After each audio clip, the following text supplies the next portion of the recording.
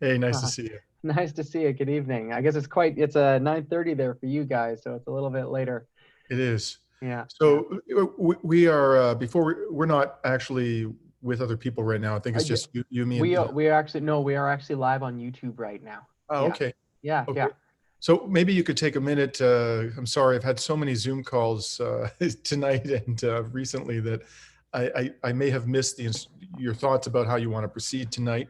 So maybe Yeah, you yeah, could, yeah. I'll just give a walkthrough, and it'll be helpful for everybody else too. So, sure. just before we begin, I'd like to acknowledge that I am currently hosting from the unceded traditional territory of the Snuneymuxw First Nation. Great people. It's unfortunate that I haven't gotten citizenship there yet. I should try to do that, I think. And what we're going to be doing tonight is basically going through a series of questions that some of which have been prepared by our EDA. We've taken a vote on a bunch of different ones, and we'll be asking those questions to you, Dimitri. They're on a wide variety of issues, should run the whole gamut. And uh, folks who are watching live on YouTube, there's a chat box there. Any sort of questions that you want to ask Dimitri, just fire them away. It doesn't matter if I'm in the middle of a question. I don't see them. I'm getting them sent to me, and I'll be asking them to you when we have a moment to get between questions. And that's the entire thing. So just before we begin, why don't you introduce yourself, Dimitri? Just a few words about what it is you're running for, whatever you really want to say as an opening. It's up to you. But Thank let's you. keep it under 10 minutes. I've had a couple of them that have been Okay. quite lengthy. Yeah, and frankly, I've said what you've talked about my background so much that I prefer to keep as much of this focused as possible on questions that people have. So I'll try to be brief. First of all, let me acknowledge that I'm coming to you from the unceded territory of the Ganingahaga people in what is now Old Montreal, and I'm privileged to live and work on this land of which they are the true custodians. I am originally, although I now live in Montreal, originally from London, Ontario, where I was born and raised. My parents came over to Canada from a devastated Greece after the Second World War and then a civil war that followed that in the 1950s in a program sponsored by the Canadian government. They arrived by ship in Halifax in the late 50s and gradually worked their way down by train to London, Ontario, where they were joined by the extended family. I had like 22 uncles and aunts in London, Ontario, even more first cousins. It was a very familial environment I grew up in, and my parents started out without any high school education working in a biscuit factory run by McCormick's in East London. And they and other members of the family, their brothers and sisters, eventually scrounged together enough money to start a diner. And that's what I grew up in. I grew up in a Greek diner, starting as a busboy at the age of 12 years old, graduating to dishwasher and then waiter, and eventually went on to become a custodian and work my way through university, 7 years of university education, basically by doing those kinds of jobs and supporting myself. But it wasn't enough to actually pay my student to pay the expense of my education. I actually graduated from law school, University of Toronto in 1991 with quite a bit of student debt. And so having had a good 3 years at U of T, I was afforded the opportunity to go work for a Wall Street law firm. And I did that at Sullivan and Cromwell for a number of years, first in the New York office and then in the Paris office. I found the experience, frankly, to be a soul-crushing experience, representing large corporations and high net worth individuals, but it did make me a better lawyer. It was an excellent training ground. And so after doing a couple of years in Paris, I was asked by the firm to return to New York, and I declined, and I came to Canada, returned to Canada, and was given the best opportunity in my career, a class actions law firm in my hometown, London, Ontario, called Siskins, which had one of the leading plaintiff side class action practices in the country, saw an opportunity because I had expertise in capital markets and stock markets, and nobody in Canada was pursuing stock class actions on behalf of investors who had been defrauded. At least nobody was doing that in a serious way. So they enabled me and financed me to go out and hire a group of really talented young lawyers. I had to go sort of cherry pick them from Bay Street without the kind of budget that Bay Street law firms could offer, but I managed to assemble a fantastic team because I found there were a lot of young lawyers on Bay Street who kind of had the same experience there as I had had on Wall Street. And they really were looking for something much more meaningful. And they wanted their legal careers to actually be something that advanced the public interest. So by 2015, our team had recovered nearly $500 million from corporate Canada. We did the first insider trading class action in Canada against the Chinese National Petroleum Company. We did an $88 million settlement with SNC-Lavalin in connection with its corruption scandal in North Africa. We probably did more litigation against the extractive sector, usually around stock market fraud, and there was a lot of it by the extractive sector. But we also began to branch out and do environmental and human rights cases. And the one that made the biggest impression on me was a case against a Vancouver-based gold miner called Nevsun that was using slave labor in Eritrea. And we had to take that case all the way up to the Supreme Court of Canada, and it recently it resolved. Being in a position to be, not to have to make money from the practice of law in 2016, I decided to leave class actions practice and devoted myself primarily to doing pro bono legal work, because again and again in the Canadian courts, during my time as a class actions lawyer, I encountered ordinary citizens who were just not able to afford competent legal representation. There is a crisis of access to justice in Canada. It has profound effects on the distribution of wealth and power in our society, and it's rarely talked about. But the fact is that most Canadians can't afford a lawyer, and if you cannot afford competent legal counsel, then the promise of equality is more a theory than a reality, for more than half the population. So for me, the pro bono legal work that I did in the last 5 years, and I did thousands of hours of work, was really the most satisfying work and fulfilling work for me of my legal career. The last thing I'll say is the Green Party of Canada is the first party I ever joined. I joined it in 2007 after reading the fourth report of the Intergovernmental Panel on Climate Change, and that report declared that the science supporting the global heating hypothesis was unequivocal. So it basically put to bed any debate, any legitimate scientific debate about whether human-caused emissions were cooking the planet. And having two children who at that time were 10 and 11, I became really quite alarmed about their future, and looked across the political spectrum and saw one party and one party only that really spoke to me with its 6 core values, and that was the Green Party. I then became the CEO of the London West EDA, ran for the party in 2015 in London West. I served on the shadow cabinet of the Green Party in 2016, which is when I first met Paul Manley.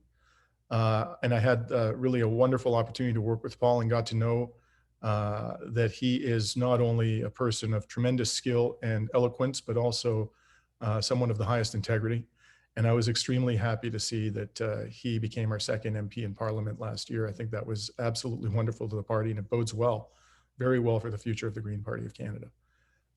So I come to you now as somebody who really wants to advance a bold vision and build upon the accomplishments of Elizabeth May and those who served in positions of importance within the party over the last 15 years.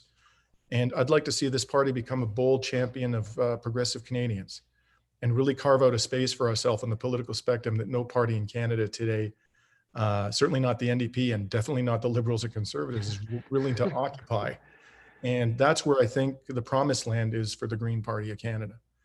So to really talk about the crisis of inequality in this country, where we have over 3 million Canadians living in poverty and 10 Canadians controlling $65 billion of wealth, and talk about workers' rights and become a real champion of workers and not a pretender like, the NDP has become. I think, over the course of the several decades with the promise of free trade being for the good of Canadian workers, they now realize that that was a sham, that a lot of great paying, secure jobs have left this country. Productivity has gone up dramatically over the last 30 years, but all the benefits of that have basically flowed to the 1%. And people are upset about that, more so now than ever because of the pandemic and the resulting economic crisis. So for me, there's a real opportunity for us to become that unequivocal, undisputed champion of progressive Canadians. And that, I believe, is the path to dramatic growth for our party. So with that, I really look forward to having a great discussion with you all tonight. And every single one of these experiences, and I've probably done over 70 of these Zoom calls now, has always been a learning experience for me personally. It's a testimony to the level of knowledge and sensitivity and diligence that the party's members engage in when they decide something like this, who is going to be the leader of the Party of Canada. So I look forward, Green Party of Canada. So I look forward very much to the discussion this evening. Wow, thanks. That was a great introduction. Yeah, you said something in there when working in your legal career. I was thinking about throwing it in with one of the questions that we have, but it reminds me of this where you're saying that the amount of the power imbalance that people have when they don't have any funds to be able to access legal representation kind of just allows them to be stomped all over. It reminds me of this. There's a band, you know, Ice-T, the actor, has a band, a metal band called Body Count. And he's got a song called No Lives Matter, which is literally entirely about that subject. It's really interesting. Yeah, yeah. I heard you might like the song if you like heavier music. It's actually, the situation's even worse in Canada than in the United States in terms of in access to justice for a bunch of reasons I won't bore you with, but one of them is here, if you bring a case against a corporate litigant and you lose, you have to pay the corporate litigant's legal costs. Wow. So in the United States, they have a no cost regime. So the loser doesn't have to pay anything to the other side.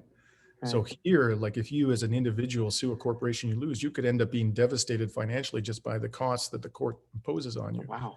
Wow. So there's a whole bunch of other reasons. So it's hard to believe, but in this country, it's even harder to access capable legal counsel than the United States.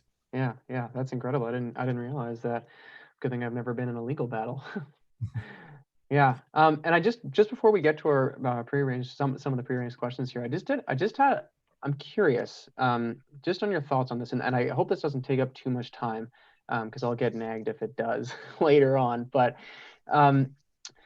I wonder about the fact that the NDP have really branded themselves really strongly as the progressives, and their messaging is all on point with this, and they have continually had this message of we need to unite the progressives, so you should vote for us strategically. Every single Green watching this has suffered the pains of strategic voting. We know how insipid a thing this is, but what makes you think that we can convince all progressives that we're not going to lie to them, that we are actually going to do what the NDP has been promising and more? Why would we have the edge on this? What kind of, I don't know, messaging do you think is going to work for us that didn't work for them? Well, actually, I think the NDP has not been promising much at all.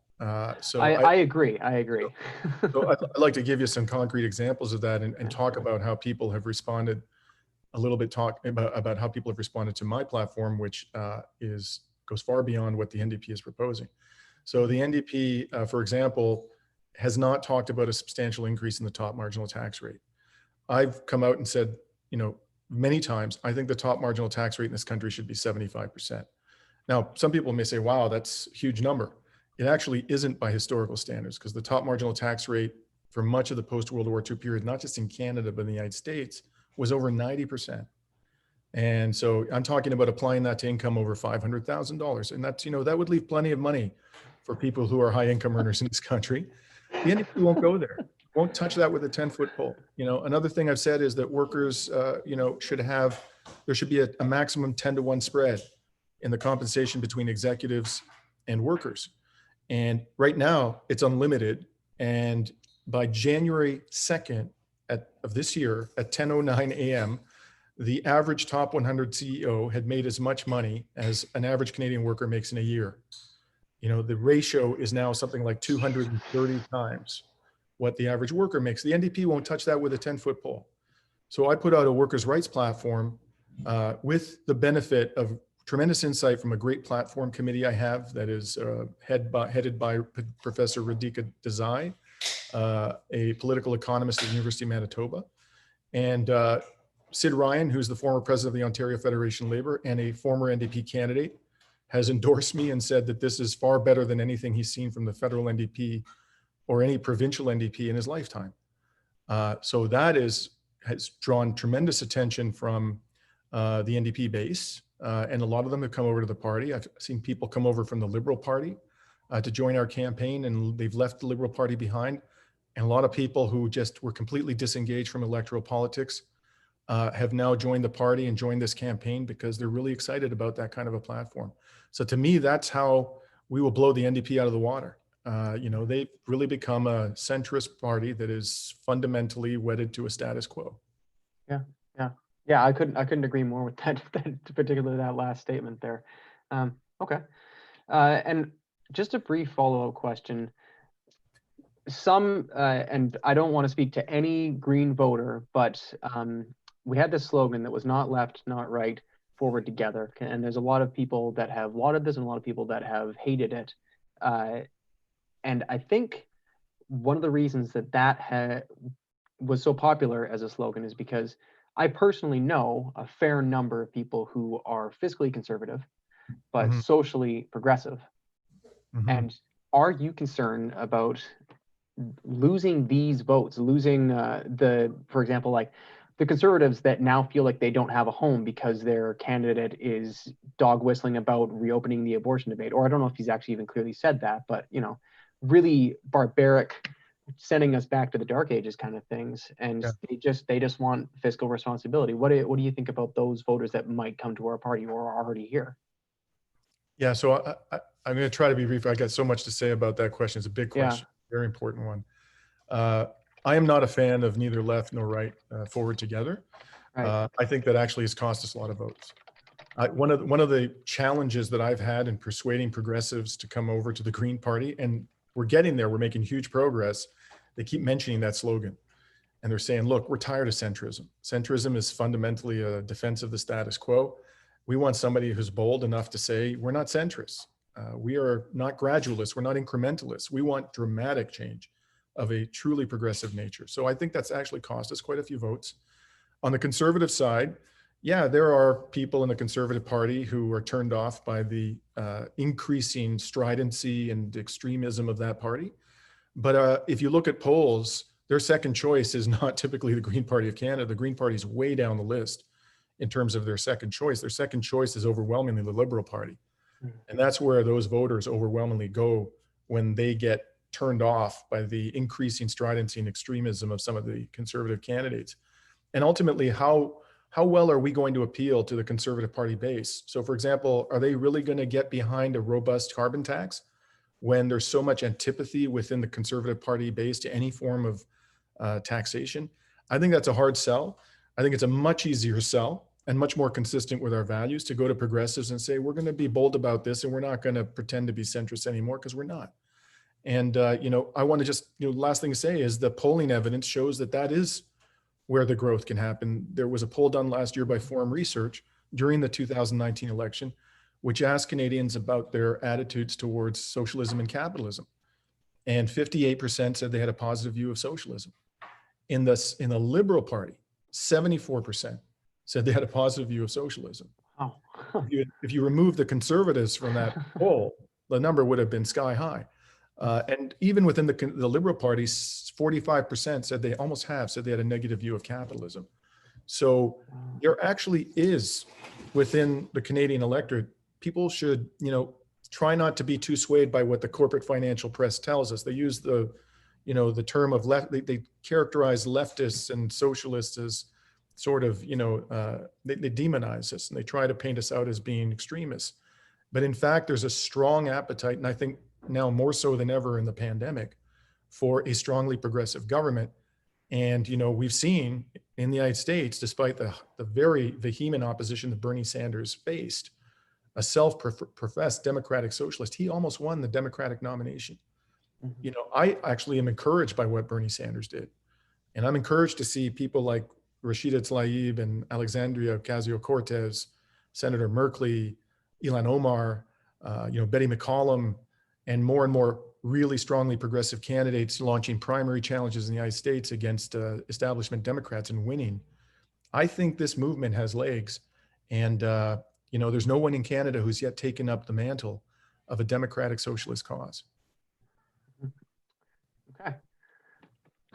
So on that subject, speaking of the economy and our views on, or more leveling people's views sort of tending to be a little bit extreme, I want to know what you think about the deficit that we've gotten. It's ballooned during the pandemic, obviously. Yeah. Some people think that we don't have any choice but to bring in austerity measures to deal with the deficit, and that's the only way out of it. Do you think that having a massive deficit or debt like this is a problem? Is it a big problem? And if so, how do we deal with it? Do we need austerity measures? Not at all. Not one iota. The current deficit is not even remotely a problem. I've been endorsed by a former dean of environmental science and environmental economist from York University, Dr. Peter Victor. We had a discussion the other day on a program we launched in the campaign called Dimitri Live about this very subject. And I recommend to people they watch that discussion. We talked about deficits and government spending. And he said, and I totally agree with him, that in general, deficit spending is a good thing. When you balance the budget, the government is not investing in the economy. It's taking as much money out of the economy as it's putting into the economy. When it runs a surplus, it's actually extracting more money from the economy than it's putting in. So it's disinvesting in the aggregate. And as he pointed out, if you're a federal government, which has control of its own currency as Canada does, it can create enormous amounts of currency to fund social programs. And the only real constraint on doing that is if the economy is operating at full potential, then there's a risk of inflation. But we're not even close to full potential right now. Mm-hmm. So even just putting aside, and there's a fancy word for that, it's called modern monetary theory. Yeah, I've heard of it. But I'm a very enthusiastic proponent of modern monetary theory. If you want to know more, I suggest you read Stephanie Kelton's writings, who was an advisor to Bernie Sanders' campaign. But let's just put that aside. We give up $75 billion a year by giving preferential tax treatment to investment income, which overwhelmingly favors the wealthy, because most Canadians don't have a lot of money to invest. So I'm proposing we end preferential treatment for investment income. We spend $32 billion a year on the military, which I think is crazy when you're having an existential climate crisis that is far worse of a threat than any military threat. Yeah, so even the military acknowledges that. yeah, it's going higher. It's rising every year. So I'm suggesting we have a 50% reduction in military spending and reallocate that money to green jobs, social programs, and renewable energy development. We have no estate tax. We're the only G7 country that doesn't have an estate tax. Our as I said earlier, historically, our top marginal tax rate was much higher. So we have enormous potential sources of revenue. Of course, we're subsidizing fossil fuels, which is about as bad a waste of money as you can possibly imagine. And even if, again, we put all of that aside, you look at our debt to GDP ratio, it's less than half of Japan's debt to GDP ratio. And Japan is borrowing money at rock bottom interest rates, rock bottom. So they have a debt GDP ratio, which is, I think, in the range of 220% now. So there's absolutely no logic to engaging in austerity when you have a climate emergency and the worst economic crisis in the post-World War II period because of this pandemic. There's no logic to it whatsoever. And we should, really strongly resist the deficit hawks who have already started to apply pressure on the Trudeau government to rein in spending. I totally agree. So speaking of the pandemic still, CERB, as you know, has been critical for a lot of Canadians to help weather the pandemic and the loss of work that a lot of us have had. Some folks are saying that it's become a disincentive for low-income Canadians to go back to work. How do you, I know. So we've already got a flavor of what you think of that. I think basically every single person we've had on here has had the same sort of response. But just the rest of the question is, with guaranteed livable income, how do you see that being different? Obviously, you don't see it being a disincentive to work anyway, but how would you implement a GLI in order to ensure that it's not a disincentive to work? And what do you see as being the main benefits of a GLI?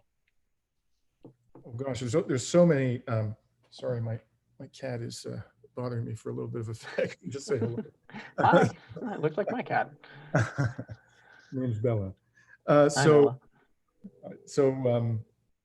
Look, first of all, there's really no economic evidence to support the thesis that a CERB or a guaranteed livable income causes people to become unproductive. In general, that's not what it does. And people want to work. Most people actually want to have a job. They don't want to be idle. And a guaranteed livable income would simply provide you with the basic essentials. It wouldn't give you the things that would really increase the quality of your life, like the ability to have great vacations, to buy a nice house, to buy a farm out in the country where you can grow organic vegetables. It's just going to give you like the basic bare minimum to ensure your dignity and your essential needs are met. So there's lots of motivation left there for people to go out and work. And it's just not it's just not an accurate representation of human nature when people say that this is making people lazy. There's no economic evidence to back that up. So the problem between in terms of the CERB, quite apart from its temporary nature, which is the biggest problem of all, it's a flat fee which is not adjusted to the cost of living in the communities in which the recipient lives. So a guaranteed livable income, as the word livable, implies, is actually reflective of the cost of living across the country and the very substantial variations in living costs that you'll see. So we wouldn't have one fixed sum being paid to people across Canada. It would be tied to local living costs and ensure that everybody, regardless of the community in which they live, has the essentials of life. And in terms of the benefits, I mean, where does one begin? First of all, it's just the right thing to do. We shouldn't have people living in our streets. We shouldn't have children living in poverty. That's absolutely unacceptable. But if we were to eliminate homelessness and poverty, that would alleviate strain on our healthcare system, because a lot of the healthcare that our system is required to deliver is dealing with the negative health impacts of poverty and homelessness. It would alleviate stresses on social services. It would alleviate pressures on policing, because a lot of the criminal activity we see comes from economic desperation and privation. So we'd actually save a lot of money in terms of all of those things. We'd have a much healthier population, and people would be they'd be more better positioned to actually engage in the political process, because they wouldn't be struggling from day to day just to find the things necessary to live. Yeah, I could also see that it'd have an added-on impact of people being able to, who aren't us, who are already climate hawks, be able to care about big picture issues like that. Because I mean, I've got a few conservative friends, and one of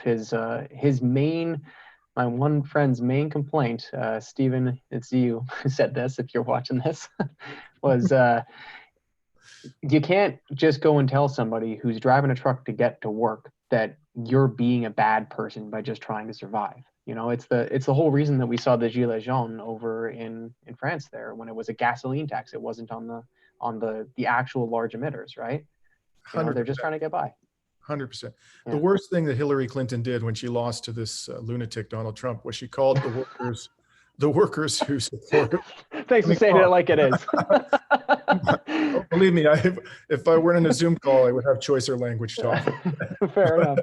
But when she called the workers who support Trump the deplorables, I mean, these people have been betrayed by the Democratic establishment for so long that they've just started to look to extreme sort of figures who speaking the language that they want to heard spoken, addressing their legitimate grievances. And this is how Trump came to power. Of course, he's lying through his teeth when he says he's going to protect working Americans. But the whole reason why he can be believed at all is because you got people like Hillary Clinton who are heaping contempt on working Americans, who are upset by their increasing difficulties in just having a decent quality of life. Yeah, totally. Yeah. So we'll move on to the next question here, because I got to be mindful of the time, and sure. I always have this problem. So there's been a critique by many in the renewable energy crowd. Sorry, I always get to say this wrong. There's always been a critique that many in the renewable energy crowd want to continue the perpetual growth model, but just change it to green growth. Do you think we should have economic growth as the main driver and goal of our economy? Or should we be taking a look at steady state economy, or like a planned degrowth, or a circular, or what's your sort of thoughts on growth? Well, we have to redefine growth for sure. Whatever kind of economic, because we currently do not encompass within our growth model, the depletion of planetary resources upon which we depend for our survival. Just as an example, GDP goes up in catastrophes because there's spending that has to be done in order to, for example, rebuild things that are destroyed. So it's just a crazy way to measure the wealth of a society and economy. I personally favor, and again, going back to what Dr. Peter Victor has written about, a steady state economy where we're neither shrinking nor growing in conventional terms. And his work has shown definitively that you can actually increase the quality of life of the general quality of life of the population, even in a no growth or steady state economy. It just requires, a very intelligent and humane allocation of resources within that model. So that's what I prefer. I definitely am not a proponent of the current way of measuring wealth or the current way of determining the health of an economy. Mhm. Yeah, we've had other candidates talk about how you can improve the quality of life in a steady state. So it's Yeah. seems to be pretty well accepted at this point. So we'll Yeah. move on to the next question is about drug prohibition. Yeah. What do you think that we should be decriminalizing or legalizing drugs in Canada? And if so, how would we go about doing this and why? Well, we should certainly decriminalize possession. Absolutely. I don't think we are, first of all, the criminalization of drugs has not worked. Mm. It definitely has not worked. We haven't really seen a dramatic decrease in, drug consumption in this country or in other Western countries where increasingly stiff criminal penalties have been applied. Secondly, people who suffer from substance abuse, who are taking the risk of criminalization, of being criminalized, they will be deterred from seeking safe injection and other forms of treatment, which may be absolutely indispensable to their health and to overcoming substance abuse. So, if we actually want to have robust usage of safe injection sites, which I think we absolutely should be encouraging, we can't stigmatize and criminalize the people who need access to those sites. Another person I interviewed on, this weekly program we do, Dimitri Live, was Dr. Gabor Mate. Oh, Uh, wow. and he talked a lot about this. He, I think, made a very compelling argument for decriminalization, safe injection sites. And really, to me, the most enlightening thing about that conversation was that, he said, we still in our society conceive of substance abuse as a choice. He said, it's not a choice. What it is usually is a symptom of trauma, oftentimes childhood trauma and very severe trauma. So we haven't even begun to understand why people, become abusers of drugs. And he said, we need to really reform our understanding of that and train our young doctors to appreciate the true causes of substance abuse. Yeah, absolutely. I really appreciate you saying that it's not a choice. I mean, I don't know where if you've ever thought about free will, but it's something that we've managed to scientifically prove that before you are aware that you've made a decision, split seconds before that, the neurons have already fired. It's Yeah. Yeah. yeah. And we can get into a long discussion about free will, Yeah, but totally, I totally. agree with what you said, for sure. Yeah, yeah. So next question is about systemic racism and police brutality. So obviously, I'm sure you saw the horrific video of George Floyd being murdered. And this sparked international protests, as everyone's aware, calling for the defunding of the police to deal with systemic racism within the police force. And there's systemic racism everywhere, but defunding the police would tackle that. And police brutality in general, which I'm sure you're aware of how bad of a problem it is in a lot of places in Canada and particularly in the States. But the term defunding the police means a lot of different things to a lot of different people. So do you support defunding the police in some capacity? And if so, what exactly does that mean to you? I absolutely do. Our campaign has called for a 50% reduction in the funding of the RCMP. We're not jurisdictionally in a position to dictate to provinces and municipalities how much funding, and I say we, I mean the federal government, how much funding they can allocate to police forces. But certainly we can determine that at the federal level. And I'm absolutely convinced that we should take that money, we're talking billions of dollars, and reallocate it to the core causes of behaviors that we describe or have determined to be criminal in our society. And what are they? What usually causes people to resort to behavior that we call criminal? It's usually economic privation. It's trauma. It's absence of, adequate mental health care. It's substance abuse. And so what we should be doing is we should be pouring much more money into treating the causes of this behavior. What we're doing with police, who ultimately deal with the symptoms of the behavior, and oftentimes, as you mentioned, in a systemically racist and brutal way, isn't getting at the core of the problem at all. The problem is ultimately social injustice. So we need to reallocate money to resolving the social injustice that leads to this behavior. Okay. So, in my opinion, this is one of the toughest questions we ask. So some Indigenous groups, I'm sure you're aware, have been on the front lines of resisting fossil fuel development. But some others have actually gone so far to embrace it and say we want a cut of this, partner with the corporations, or buy into big projects. So what should the Green Party of Canada's approach be with respect to Indigenous sovereignty when some nations and groups decide to invest in projects like LNG, like we see in BC, for example, oil sands development, or pipelines like the Trans Mountain? Well, I think we should ask ourselves why they're doing that.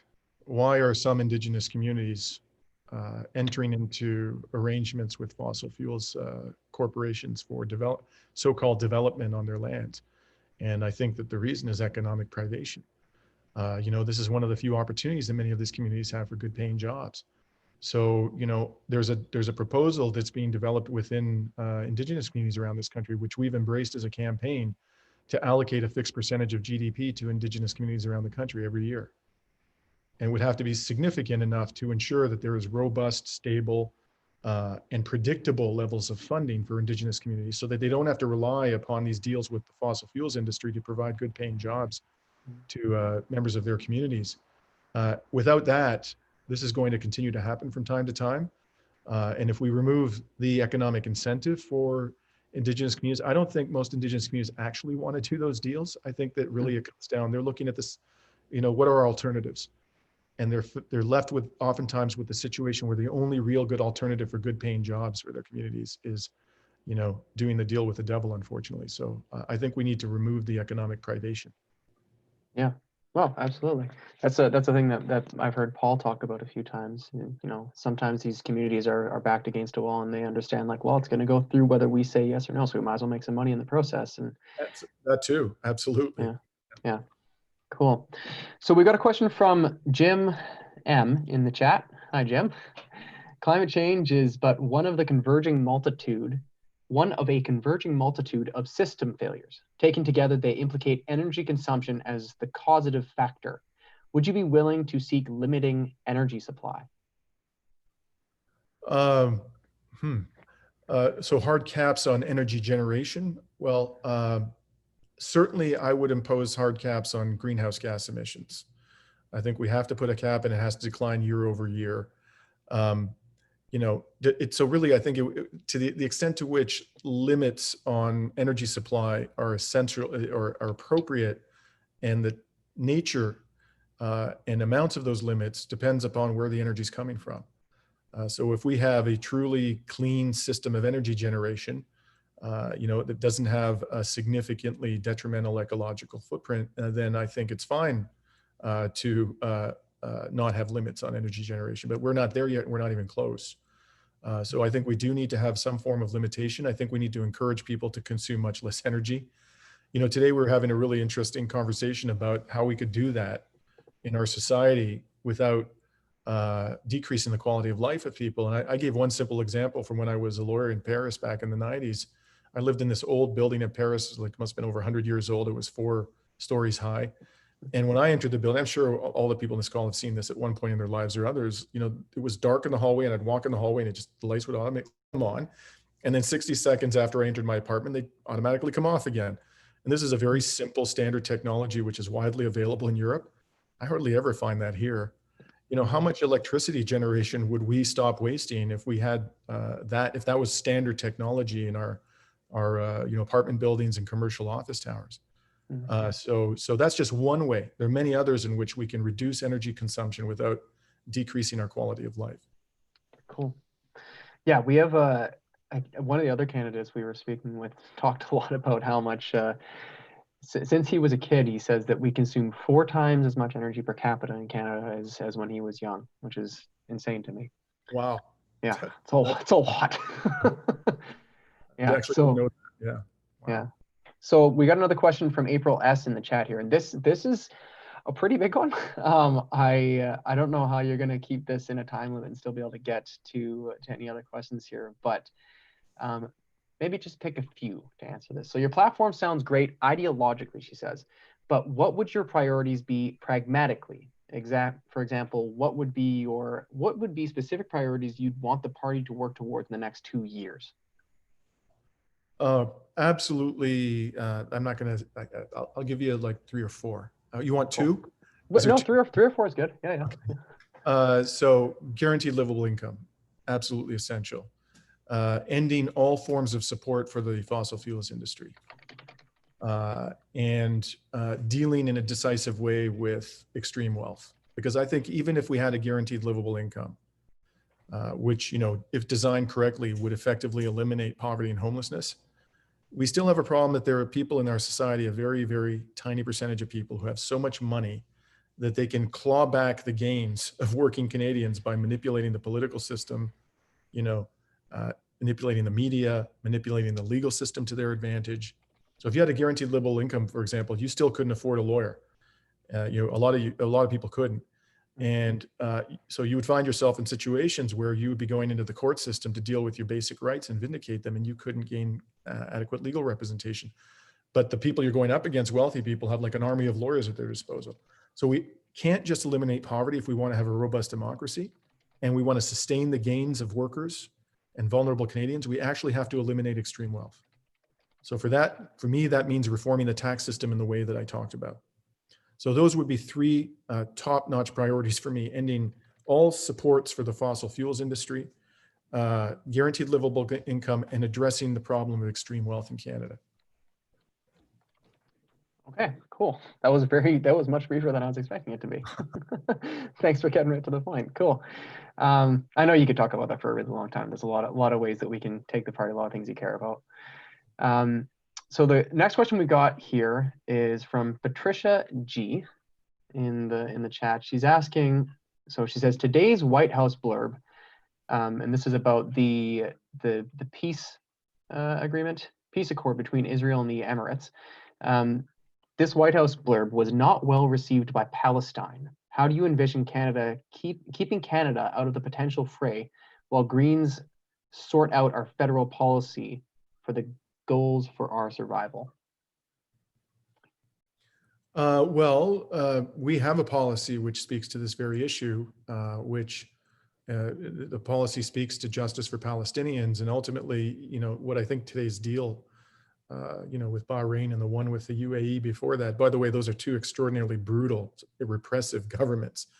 The Bahrain has committed, you know, crimes against humanity against its own people. The autocracy of Bahrain, the UAE, is involved in committing war crimes in Yemen with Saudi Arabia. So it kind of speaks to the, you know, the company that the United States and Israel are keeping, that they're doing these deals with these 2 states. But putting that aside, you know, we have a policy in our party, which I devoted months of my life to when I was in the shadow cabinet. Paul Manley played an absolutely critical role in helping us fashion that policy and gaining broad-based support for the policy. And ultimately it was adopted with over 90% support, ratified by over 90% of the people who voted in January 2017. And what it calls for is limited, well-designed economic sanctions to ensure justice for Palestinians. And principally what it calls for is an arms embargo on the state of Israel. And by the way, I think we should impose an arms embargo on every single human rights violator on the planet, not just the state of Israel. And secondly, a ban on the importation of settlement products. The settlements, by the Canadian government's own admission, are a violation of the 4 Geneva Convention.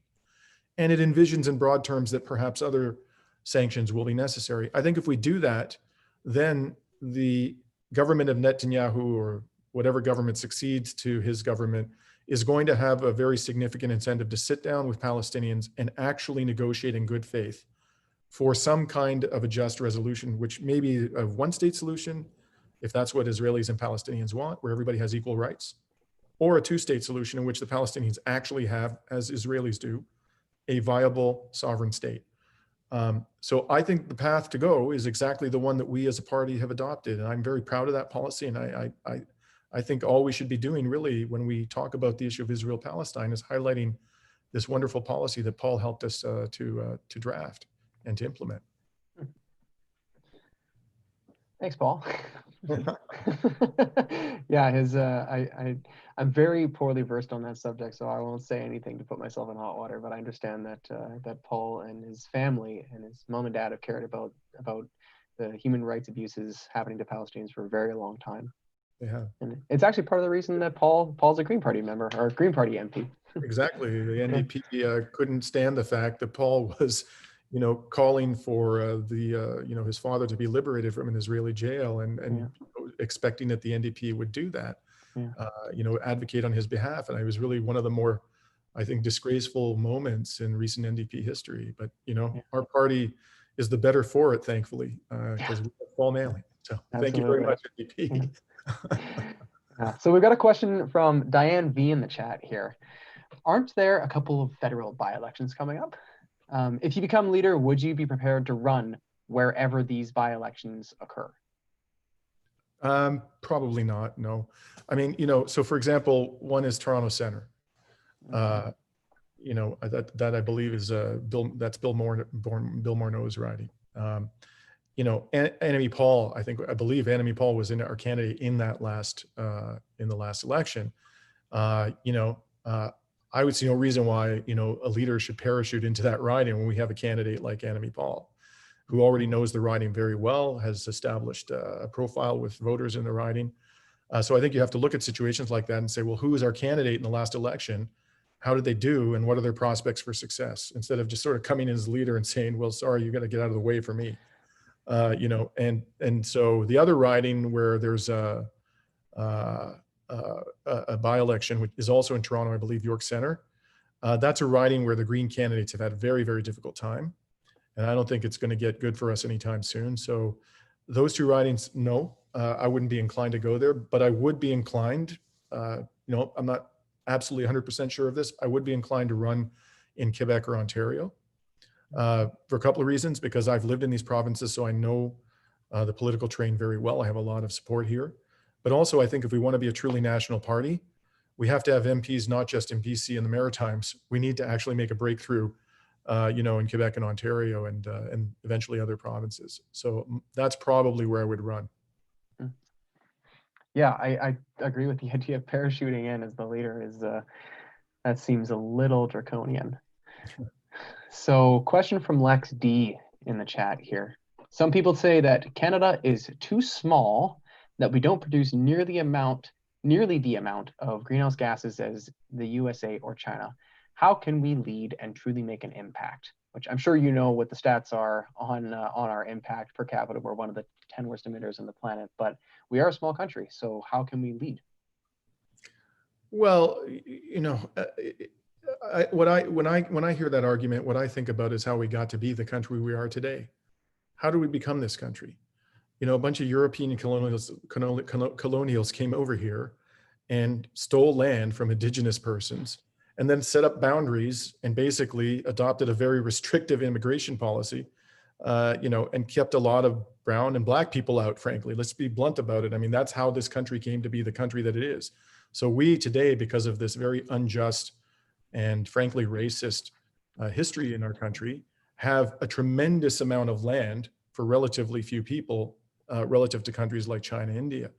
Why should that history entitle us to say to countries like China or India, which have far lower per capita emissions, well, guess what? Our global emissions don't really add up to much compared to yours. I mean, I don't think that's a remotely compelling moral argument to make. We're very, very fortunate as a country to have so much land and resources at our disposal for only 37 million people, and the way we got to have that good fortune really was very unjust. So I think what we should really be focusing upon is our per capita emissions. And it's not just today that we have amongst the highest per capita emissions in the world. This has been the case from the dawning of the fossil fuels era. We have a huge debt to pay to people around the world who are on the front line of climate change and did so little to contribute to this crisis. Yeah, I totally agree. I think it's because we're a producer, aside from the lifestyle issues. But yeah, tar sands don't help. So we've got a question from Hugh in the chat. Hi, Hugh. Shout you out again. How would you define eco-socialism, and what policy ideas of yours would you consider eco-socialist? Do you think the branding of eco-socialism will make it easier or harder to elect MPs under first past the post? Let me talk first about my understanding of what eco-socialism is. And I was talking about this very subject to a very well-known, well-respected eco-socialist a couple of months ago. And he said to me, Dimitri, no one has a patent on eco-socialism. So what I call eco-socialism may not necessarily be what somebody else calls eco-socialism. What it means to me is a society in which the essential industries are under democratic control. So for example, public transportation, the healthcare system. I think we absolutely need a public savings bank, which is operated on a not-for-profit basis, just to give you a few examples. So democratic control of essential industries, number one. Number two, no poverty, no homelessness. Number three, all the provisions, all the things that are necessary to a dignified life are guaranteed to every citizen by the state, whether through a guaranteed livable income or otherwise. Number four, no extreme wealth. So we would put serious caps on wealth accumulation. Number five, no racism, zero tolerance for racism, and all of that done in a way that is ecologically sustainable. And finally, the final element is having a foreign policy, because we all are interconnected, that is universal in nature. So we apply international law and human rights universally, and we are deeply committed as a society to peace and demilitarization. So for me, that's also eco-socialism is. Whether that is appealing to people, I think it's very appealing to people once you explain to them what it is. But if there's misunderstanding about it, then it can be, it can create, obstacles to success. So what I try to do is I really try to talk about policies in a platform and how this is going to impact people in a concrete way, and give a back seat to, words like eco-socialism, even though I do regard myself as an eco-socialist. And the follow-up part to that question was, do you think the branding of eco-socialism will make it easier or harder to elect MPs under first past the post? If we are clear as to what we mean by it, I think it's going to actually make us much more attractive to the voting public. Okay, cool. I guess you actually kind of already said that, sorry. Okay. So another question we've got here, the Green Party has a policy to reduce the voting age to 16. Some folks are worried that teenagers are too irresponsible and unrealistic to have this responsibility. What are your thoughts? Well, I know some people who are 30 years old and are pretty irresponsible. So I mean, I've heard this. Yeah. I don't think, I know people who are 50 years old and are pretty irresponsible. So I don't think there's a bright line for responsibility. I think that today, especially, a lot of young people are perfectly capable of making intelligent, informed choices about, who their elected representatives should be. I think they have more of a stake in the political system than people like me do. I'm now 56 years old. I'm not going to have to deal with the worst impacts of the climate crisis. It's the young people today who are going to do that. So they should have a voice. I support lowering the voting age to 16 years, but I also think we need to do a better job of making our young people politically aware and sophisticated through our education system. Okay. Jim M in the chat is asking, are you willing to recognize territorial sovereignty of First Nations? Yes. In substance, absolutely. There may be some areas of shared jurisdiction which we would have to negotiate as nation to nation with First Nations. So, because there are certain problems, as the climate crisis being foremost amongst them, that can only be resolved through some level of shared responsibility and jurisdiction. And I think this is one of the biggest reasons why we're having so much difficulty making headway with this internationally, is because there really is no shared jurisdiction. We just have a bunch of sovereign states with no super overarching institution that has an enforceable way of ensuring that people respect their states respect their emission reduction targets. Mm-hmm. So I would say yes, but I would want to negotiate shared areas of jurisdiction in a mutually respectful way with First Nations. Yeah, done democratically, we could all reach a happy spot, I think, with that. Yeah. So Lex D in the chat is asking, would you go after the corporations that are hiding billions in offshore tax havens? I think she's talking about, the Panama Papers, and then nothing happened. Yeah, because the government doesn't want anything to happen. No. The people, that would be, the liberal government would be pissing off a lot of its friends if it were to actually take the scandalous information revealed by the Paradise Papers and act on it. So I think really it's a question of political will, and I absolutely 100% would go after them. And in fact, I would, mandate the CRA, the Canada Revenue Agency, to devote the vast majority of its enforcement resources to doing just that. Instead of auditing ordinary Canadians, who have very limited capacity to evade taxes, if any.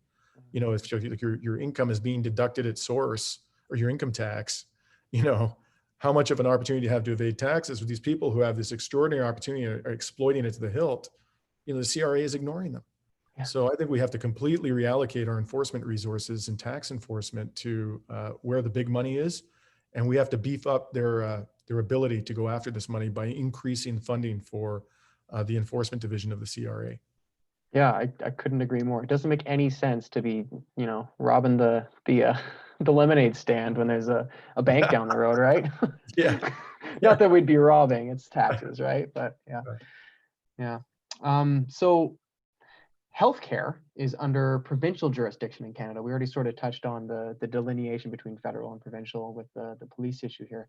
The federal government can have an impact on improving access to mental health services in this country, though. What steps can the federal government take to improve this access across Canada? Well, of course, it is a matter of provincial jurisdiction, but the government, through funding and through the stipulation of conditions attached to that funding, can increase the quality of mental health care throughout the country. So we increase federal transfers for healthcare, and we say, look, the condition for you receiving this money is we want it to be allocated to mental health care, for which there is grossly inadequate treatment in this country. So, it's a stick and carrot approach, frankly. And that's the way we get provincial governments to play ball. Okay, so we're just about at time here. The last question is, how important is it for the federal Green Party to cooperate with provincial Green parties? And what will be your approach as leader going forward with that cooperation? I think it's important. I think to the extent that we, first of all, we have provincially, we've seen great success relative, to, up until the Elizabeth May era, we had no seats. And now we have, we had 3 seats, and we now have 2 seats in BC. We have, 3 seats in New Brunswick. We have a bunch of seats in PEI. We now have Mike Schreiner in Ontario. So, cooperation for the purpose of, first of all, learning, well, how did you make those breakthroughs at a provincial level? And also supporting them in terms of establishing a greater foothold in provincial legislatures will ultimately accrue to our benefit. Because, the ground game in these provinces there's great overlap between, the provincial Green parties, their ground game, and our ground game. A lot of the people that I know in Ontario and here in Quebec, especially in Ontario, are very active in both the federal Green Party and the Ontario Green Party of Ontario. So, we don't have a hell of a lot of resources, so we should be pooling our resources, especially organizationally, on the ground with the provincial parties to make the most use of those resources. Yeah, I could not agree more, especially with, I don't know if you've read the news at all, but in BC, we are, it seems, extremely likely to go into a snap election here. So everyone watching who has helped us canvass, I'm going to be hitting you up because this is happening, I think. I encourage you all to get in the ground and yes, get ready. Thanks. Dimitri told you guys. Yeah, Sonia Firster now deserves your support. Absolutely. Okay, so that's 7:30 now. So just any closing comments, anything you'd like the Green Party members of the Nanaimo Ladysmith and anyone who's watching all around and this recording for all of posterity to hear. That's a tall order. Staying on YouTube, man. Look, I don't want to repeat things I've already said, so I'll just briefly say, look, if you want to know more about our platform, please go to teamdimitri.ca. I mentioned one person on our platform, I think I did, Professor Radhika Desai, a political economist at the University of Manitoba. We have Alan Freeman on our platform committee, who was an economic advisor to the Mayor of London, Ken Livingstone, in the UK. Pierre LeBlanc. We have just tremendous people on our platform committee, and they put out some brilliant work. And I think you'll find it quite interesting and hopefully even inspiring. So please check it out. If you want to know more about my background, you can check that out on the About page. There's a lot more information there. But if just generally you have any questions we didn't answer today, please send them to my Green Party email address, which I'll answer it myself. It's dimitri.lascaris@greenparty.ca, and I'll get back to you as quickly as possible. But other than that, thank you very much for organizing this tonight. You did a great job of moderating. Oh, thanks. Pleasure speaking to you. Yeah, pleasure speaking with you too, Dimitri. Just before we go, just so everyone knows, I've said this every single time, but this recording is going to stay on our YouTube channel. If you want to send it to anybody who happened to miss it, just send them the link to our YouTube channel, the link you're watching at right now. And our next one is going to be our final candidate we're going to be interviewing. That's going to be Miriam Haddad. That is going to be next Thursday, same time, 6:30 p.m. So thanks everyone for tuning in. Thanks, Dimitri. It was great chatting with you. Take care. See you. Have a good night. Bye-bye.